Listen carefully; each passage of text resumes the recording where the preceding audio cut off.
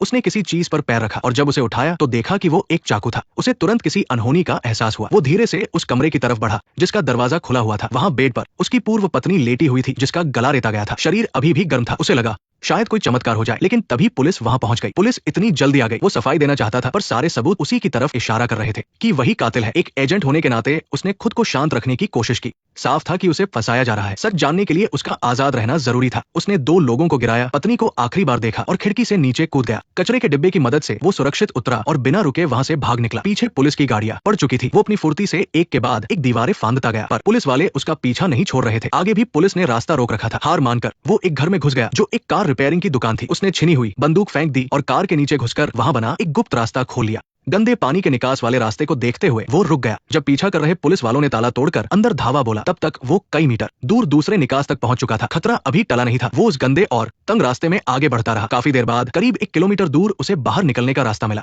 बाहर आते ही उसने सबसे पहले अपनी बेटी सारा को फोन किया। हालांकि वह बिल्कुल नहीं चाहता था, पर डेविड ने भारी मन से उसे उसकी माँ एनी की मौत की खबर दी। डेविड ने वादा किया कि वो सच ढूंढ निकालेगा, पर तब तक सारा अपना ख्याल रखे। इसके बाद डेविड एक कबाड़ खाने पहुंचा जहां उसका एक गुप्त ठिकाना था। उसने बड़ी कुशलता से बेसमेंट का दरवाजा खोला और अलग अलग कोनों से हथियार के हिस्से निकालकर फटाफट एक बंदूक तैयार कर ली। ये रिटायर एजेंट अब अपने तरीके से इंसाफ करने वाला था। डेविड खतरा मोल लेकर अस्पताल पहुंचा और चुपके से मुर्दाघर में उस कैबिनेट तक गया जहां एनी की लाश थी। एनी के ठंडे शरीर को देखकर डेविड का दिल बैठ गया। उसे बहुत दर्द महसूस हुआ, पर वह एनी की मौत को बेकार नहीं जाने दे सकता था। उसने उसके बालों का एक गुच्छा लिया और संभाल कर रख लिया। अपनी पत्नी को आखिरी बार देख उसने चेहरा ढक दिया। अब उसे पता लगाना था कि इस सब के पीछे कौन है। डेविड एक टोइंग वाली गाड़ी में छिप गया और उस पार्किंग में पहुंच गया जहां दुर्घटनाग्रस्त गाड़ियां रखी जाती थी। वहां उसे एनी की कार मिली। उसने कार से सारा डेटा निकाला और अपने ठिकाने पर आकर कंप्यूटर पर चेक किया। रिकॉर्ड के हिसाब से एनी की कार कल शाम एक पेट्रोल पंप पर गई थी। डेविड बिना वक्त गवाए वहां पहुंचा। उसने पुलिस वाला बनकर वहां के कर्मचारी से कल की फुटेज दिखाने को कहा। तभी असली जांच करने वाली पुलिस भी वहां पहुंच गई। डेविड ने परवाह नहीं की और ध्यान से वीडियो देखने लगा। फुटेज में दिखा कि एनी ने अपनी कार पार्किंग में रोकी थी जैसे वो किसी का इंतजार कर रही हो। तभी एक वैन आई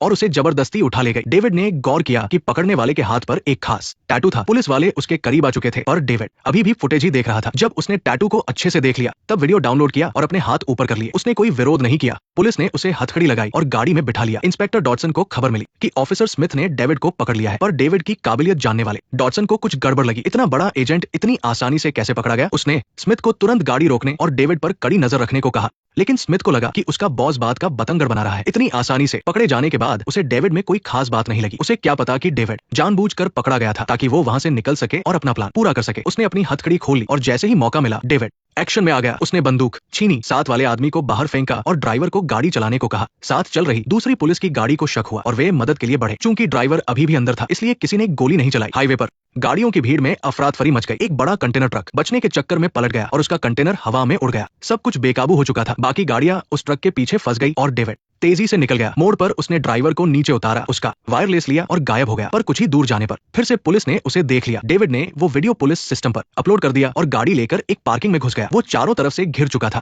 जब कोई रास्ता नहीं बचा तो डेविड ने अपनी कार सीधे लिफ्ट के खाली गड्ढे में डाल दी। गाड़ी कई फीट नीचे जाकर गिरी। इतनी ऊंचाई से गिरने की वजह से कार पूरी तरह तबाह हो गई और तेल बहने लगा। डेविड बच गया। उसने डॉटसन को फोन किया। डेविड को अपनी काबिलियत दिखानी थी ताकि वो खुद को बेगुनाह साबित कर सके। अगर वो वाकई किसी को मारता तो किसी को कानो कान खबर नहीं होती। उसने 2 दिन मांगे ताकि वो सारा सच सामने ला सके। इसके बाद डेविड अपने ठिकाने पर गया जहां उसका दोस्त सैम इंतजार कर रहा था। बाकी टीम भी आ रही थी। सैम को पता लगाना था कि एनी उस पेट्रोल पंप पर क्या करने गई थी। डेविड की एक और ख्वाहिश थी कि वो एनी के जनाजे में शामिल हो सके, पर वो भगोड़ा था। उसका वहां खुद जाना नामुमकिन था। सैम ने एक छोटे कैमरे की मदद से पूरी अंतिम विदाई रिकॉर्ड की और सारा को वीडियो कॉल के जरिए डेविड से बात करवाई। सैम ने ये सब इतनी होशियारी से किया कि दूर से निगरानी कर रहे डॉटसन को थोड़ा शक तो हुआ, पर वो कोई सबूत नहीं पकड़ पाया। जनाजा खत्म होने के बाद सारा वापस कॉलेज जाने लगी। वो अपनी पुरानी आदत के मुताबिक एक स्टोर पर रुकी और फ्रिज से अपनी पसंदीदा कोल्ड ड्रिंक उठाई जिस पर किसी ने एक नोट छोड़ा था। सारा को इशारा समझ आ गया। उसने बाहर खड़ी पुलिस और ऑफिसर स्मिथ की तरफ देखा, फिर पूरी ड्रिंक पी ली। कॉलेज पहुंचते ही अचानक उसके पेट में तेज दर्द उठा। वो तुरंत उठी और वॉशरूम की तरफ भागी। वहां डेविड पहले से ही उसका इंतजार कर रहा था। ये सब डेविड का बनाया हुआ प्लान था। उसने सारा को अंदर लिया और उसके कपड़ों में छिपा हुआ पुलिस का रिकॉर्डर निकाल दिया। फिर उसे उस ड्रिंक का तोड़ दिया जिससे उसका दर्द ठीक हो गया। अब दोनों खुलकर बात कर सकते थे। डेविड ने ये सब सारा की सुरक्षा के लिए किया था क्योंकि उसे कुछ सुराग मिले थे।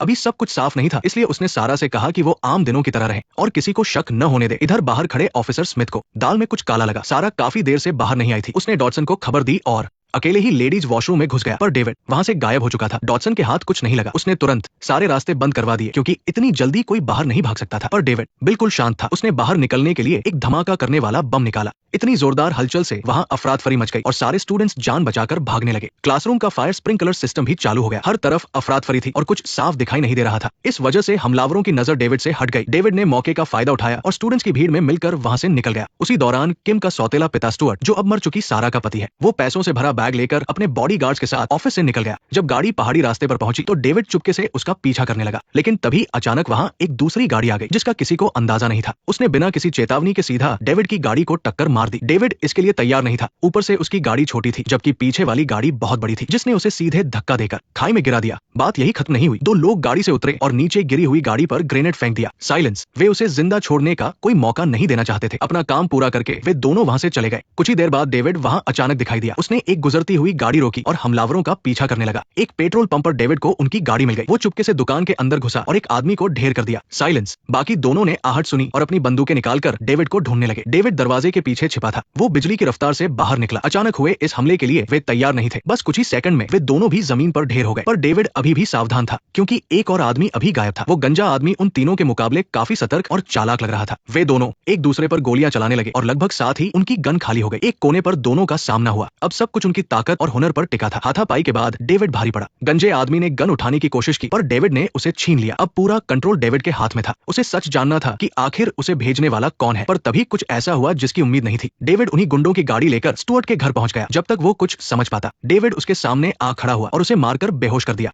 फिर वो उसे एक सुनसान जगह ले गया। डेविड ने बिना वक्त बर्बाद किए उस पर वाटर टॉर्चर शुरू कर दिया। ऐसी सजा कोई नहीं झेल पाता और स्टुअर्ट भी नहीं झेल सका। शुरुआत में डेविड को बस शक था, इसलिए वो पीछा कर रहा था। पर स्टुअर्ट को पता चल गया और उसने डेविड को रास्ते से हटाने के लिए आदमी भेज दिए। काफी टॉर्चर के बाद स्टुअर्ट ने कोव नाम के एक आदमी का जिक्र किया। वे दोनों पहले पार्टनर थे और सब कुछ ठीक चल रहा था, पर आखिरी डील में उनके सारे पैसे डूब गए। कोव बहुत ताकतवर था। अगर स्टुअर्ट उसे पैसे वापस नहीं करता तो वो उसके पूरे परिवार को मार डालता। साइलेंस। सारा की मौत तो बस एक शुरुआत थी, लेकिन कोव को डेविड की असलियत पता थी। उसे डर था कि डेविड बदला लेगा, इसलिए उसने सारा इल्जाम डेविड पर ही मर दिया ताकि एक तीर से दो शिकार हो जाए। अगर स्टुअर्ट की बात सच है तो कोव का अगला निशाना किम हो सकती है। डेविड उसे कोई नुकसान नहीं होने देना चाहता था। उसने अपनी पुरानी टीम की मदद ली और किम की सुरक्षा में तैनात पुलिस वालों को काबू में कर लिया। डेविड ने बिल्डिंग के अंदर के लोगों को साफ किया और किम को वहां से सुरक्षित निकाल ले गया। वे अपने गुप्त ठिकाने पर पहुंचे। वहां किम की सुरक्षा के लिए डेविड ने तय किया कि वो खुद हमला करेगा। उसने स्टुअर्ट से कहा कि वो कोव को पैसे देने के बहाने बाहर बुलाए ताकि उसे खत्म किया जा सके। स्टुअर्ट के पास कोई रास्ता नहीं था। कोव को इस जाल का अंदाजा नहीं था और वो 1 घंटे बाद अपने ऑफिस में स्टुअर्ट से मिलने के लिए राजी हो गया। इसके बाद डेविड ने कोव की कंपनी के सुरक्षा इंतजामों की जानकारी निकाली। तैयारी पूरी होते ही मिशन शुरू हो गया। सैम ने डिलीवरी बॉय बनकर कंपनी के अंदर एंट्री ली। उसके बाद स्टुअर्ट अपनी गाड़ी में डेविड को अंदर ले आया और वे पार्किंग में मिले। साइलेंस। सैम और किम बाहर गाड़ी में ही रहे जबकि स्टुअर्ट और डेविड अंदर चले गए। बाकी टीम ने कंपनी का सिक्योरिटी सिस्टम हैक कर लिया ताकि डेविड के लिए रास्ता साफ हो सके। अब बारी डेविड के असली एक्शन की थी।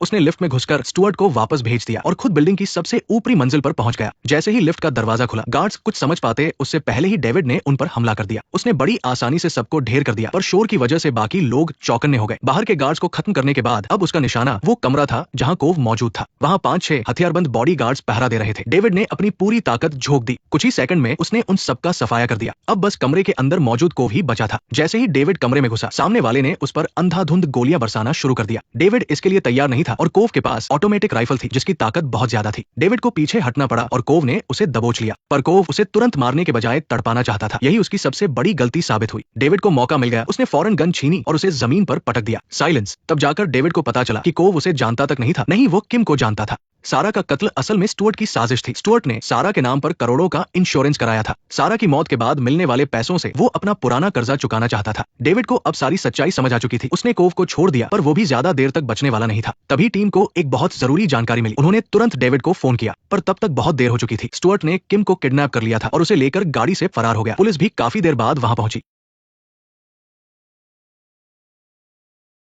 पुलिस को वहां बुरी तरह जख्मी सैम मिला। जब उन्हें पता चला कि डेविड ऊपर ही है तो सबने लिफ्ट को घेर लिया, लेकिन जब लिफ्ट नीचे आई तो वो खाली थी। डेविड ने पुलिस की सायरन की आवाज पहले ही सुन ली थी। वो लिफ्ट की शाफ्ट में छिप गया और सबके जाने का इंतजार करने लगा। फिर वो नीचे पार्किंग में पहुंचा। वहां हालात का जायजा लेने के बाद वो एक लेम्बोर्गिनी में सवार हो गया। तभी उसे अपनी बेटी का एक मैसेज मिला। उसे पता चला कि सारा उस दिन पेट्रोल पंप पर इसलिए गई थी क्योंकि डेविड के फोन से उसे एक मैसेज मिला था। डेविड को याद आया कि उस दिन स्टुअर्ट जानबूझकर उससे मिलने आया था। इसका मतलब ये सब उसकी सोची समझी साजिश थी। पर अभी ज्यादा सोचने का वक्त नहीं था। उसे अपनी बेटी को बचाना था। साइलेंस। उसने गाड़ी की रफ्तार बढ़ाई और पुलिस को छकाते हुए पार्किंग से बाहर निकल गया। इस बीच स्टुअर्ट किम को लेकर अपने प्राइवेट प्लेन तक पहुंच चुका था। डेविड ने लोकेशन का पीछा किया, लेकिन जब तक वो एयरपोर्ट पहुंचा प्लेन उड़ने ही वाला था। डेविड ने हार नहीं मानी। उसने एक्सीलेटर पर पैर जमा दिया और गाड़ी की स्पीड आखिरी लिमिट तक पहुंचा दी। अब मुकाबला लैम्बोर्गिनी और प्लेन की रफ्तार के बीच था। आखिरकार प्लेन को रुकना ही पड़ा। स्टुअर्ट ने किम को ढाल बनाया और उसे प्लेन से नीचे उतार लाया। वो अभी भी हाथ पैर मारने की कोशिश कर रहा था, पर अब बचने का कोई रास्ता नहीं बचा था। नेक्स्ट पार्ट देखने के लिए वीडियो को लाइक करो।